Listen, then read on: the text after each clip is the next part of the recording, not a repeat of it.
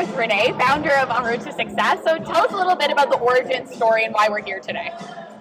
Well, I'm from Nova Scotia, and I moved to Ontario probably about 20 years ago. I met my husband, who's a founder, and he wanted to start this program because he didn't have these opportunities as a kid.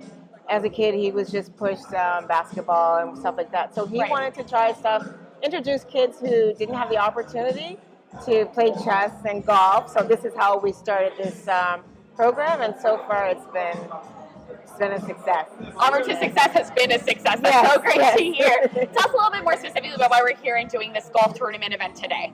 Our golf tournament, we're just trying to raise funds to keep our programs free. Our programs are free.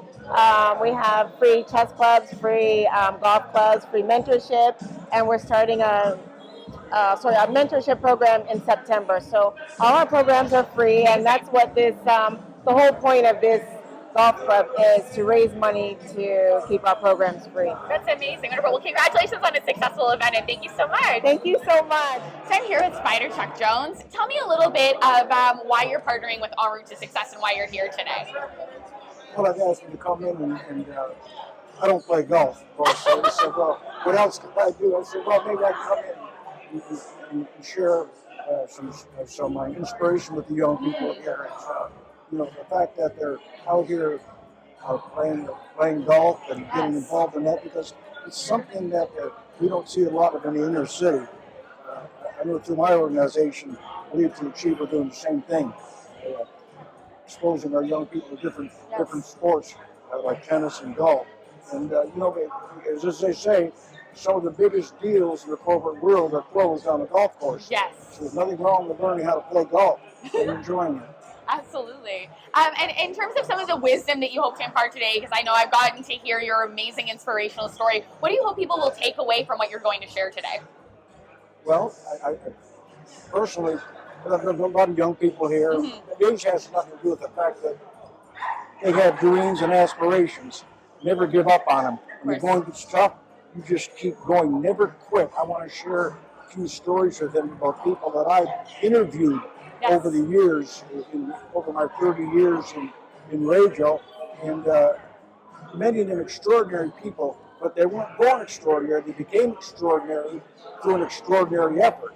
And if you want to be successful in life, and you have a dream, stay focused, stay on track, and never give up on yourself. And that's the main thing. Never give up. Most of the people that I've interviewed went through all kinds of adversities, and I want to share that with these young people. But the fact is, because they became extraordinary, it's because they put through an extraordinary effort and didn't give up. Wonderful. Thank you so much for speaking with us today. Perfect. I am here with chess coach Mo and his son. How are you both today? Awesome, you? Good, wonderful. Happy to be here. I just learned, some East Coast connections here. I know personally from experience there aren't a lot of endeavors like this out east, and I think we're all moving towards the same goal. So tell me a little bit about how you came to find out about EnRoute to Success in your partnership here. Excellent. Well, Renee is my cousin. Amazing. So she talked to me about it, and Dave, they both started the group, and so I've been part of it from the very beginning. And they asked me, they know I play chess, they know I teach chess. They know I'm good with the kids because I teach basketball. Right. Been coaching for probably about 10 years. Mm-hmm. But I've always loved chess. I was introduced to chess by my godfather when I was maybe about 10, 12 years old. Yeah. And I kind of loved it, but I never really knew a lot about it. But once I got involved in being older and got involved in it, I started really taking a liking to it. Mm-hmm. What I try to encourage the kids is to be methodical, to think ahead in life. Chess is all about strategizing and position yourself to be making wise decisions. So in chess, you got to look 20, 10 moves ahead. If certain people are involved in your life, if they're not serving your purpose, maybe you have to sacrifice them and go to the right direction. You know how it is when you come up from a certain way, you have a lot of people that are not on your side. But the ones that are on your side, stay with them, stay positive, be thankful, be grateful, and just give back. That's what it's all about. Absolutely. Now, and Spider Chuck Jones mentioned this earlier as well, and you, as you said, coach basketball. But I think that there's sort of this assumption that, Black people will go towards basketball or that sports relevant, you play chess, and so I'm curious if you could share, and I'll get you to hold the microphone, what brought you towards chess, why you like it, and also I've heard like a lot of the rhetoric around, building that idea that Black people can do anything and they can play chess. So if you could speak a little bit to what drove you towards, that type of mindset, because I cannot play chess, by the way.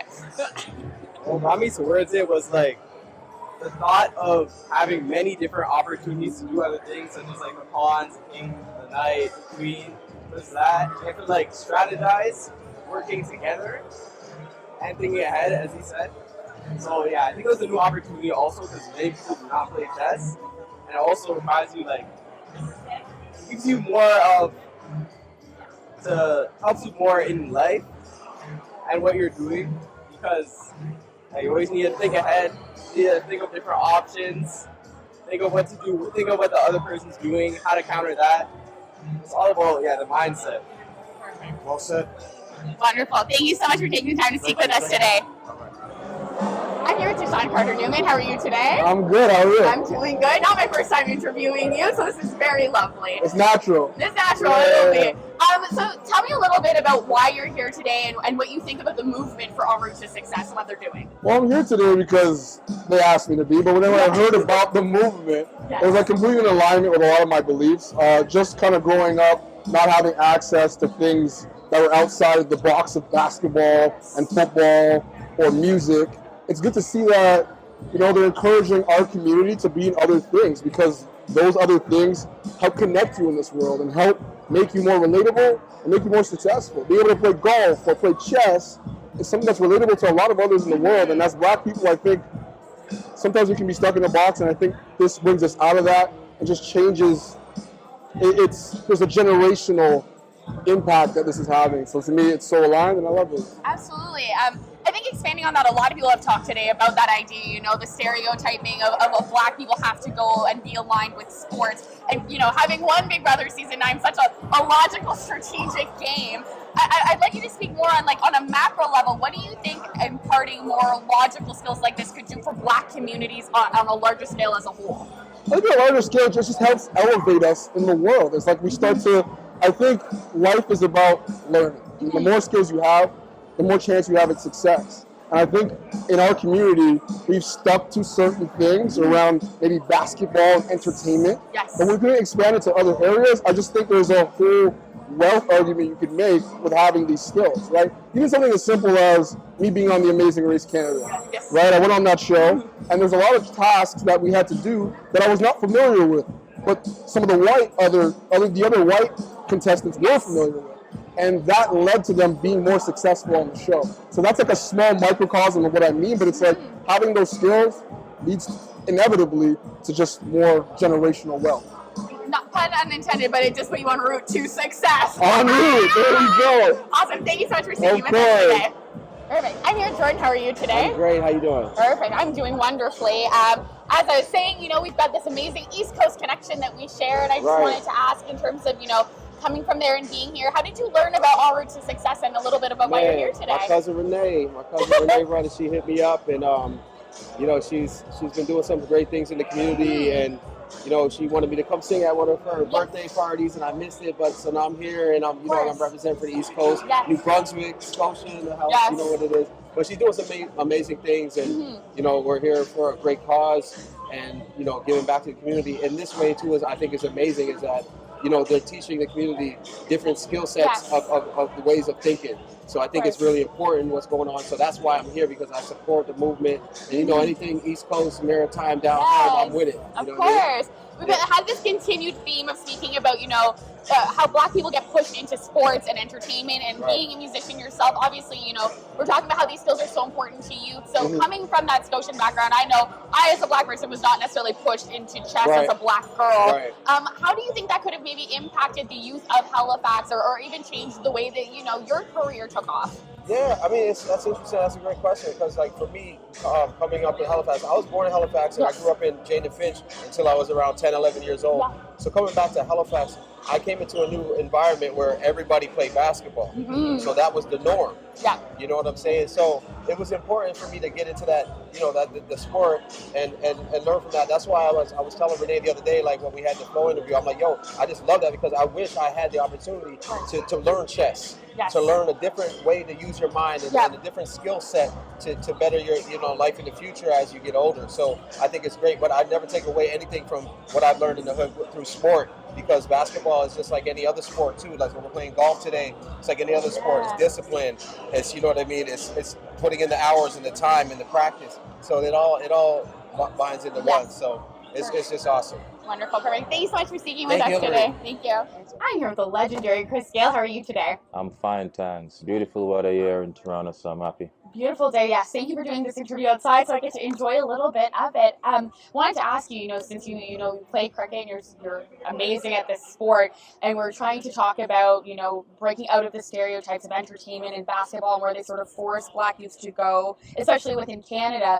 If you could speak a little bit to, thinking outside of that scope, and we're here, for a golf tournament and some chess, what are these other, endeavors allow for Black youth and for yourself? Sport is such a tool, we can use it in many ways, and this is one way we can actually use it to actually uplift communities. What you guys are doing, is actually raising funds for the Black community as well, which is very, very much a fantastic gesture you guys are doing. And it's just a coincidence I'm actually here. Yeah. And, got invited by Rob, who's walking in my Yes. video now, as you can see, put it buying me a drink as well. Yes. So it's just a coincidence, and it's really good. But I'm glad to actually be here and to see such thing going on as well. And as a Black sportsman as well, it's something fantastic. I know the struggles we have to go through, the struggle we have been through, and sometimes we have to do twice the amount as well to actually maintain our level within the sport as well. It doesn't matter what sports. I'm sure any sportsman or any sports Black woman can give you a history on their career, pretty much growing up and how they have to establish themselves and try and stay on that sort of level. Perfect. Wonderful. Thank you so much for the happy coincidence and taking the time to speak with us today. I appreciate it, man. Cheers.